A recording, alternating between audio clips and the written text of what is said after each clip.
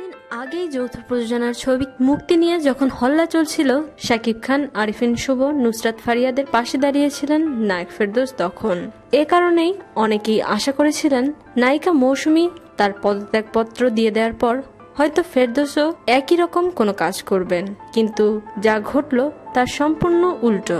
চলচ্চিত্র শিল্পী সমিতির শপথ পাঠ করেন ফেরদৌস। শপথ গ্রহণ শেষে তিনি জানান চলচ্চিত্রের উন্নয়নে তিনি কাজ করতে চান। সেই সাথে যৌথ প্রযোজনার নামে যে যৌথ প্রতারণা চলছে তা নিয়েও আক্ষেপ প্রকাশ করেন তিনি। তবে স্পষ্টভাবেই জানান যৌথ প্রযোজনার ছবির পক্ষেই তিনি, তবে তা হতে হবে নিয়ম মেনে।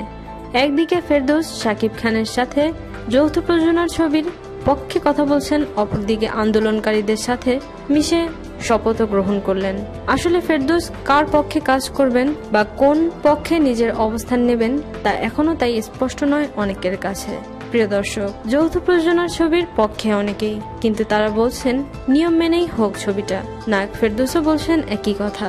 কিন্তু দুদিন আগে শাকিব সহ অন্যদের সাথে অবস্থান করার পর আবার শিল্পী সমিতির লোকজনের সাথে মিলিত হওয়াকে কোন দৃষ্টিতে দেখছেন আপনারা? এসব বিষয় নিয়ে আপনাদের যে কোনো মতামত প্লিজ শেয়ার করুন আমাদের সাথে। শোবিজের আরো নিত্য নতুন খবর জানতে আমাদের সাবস্ক্রাইব করুন, লাইক দিন এবং কমেন্ট করতে ভুলবেন না।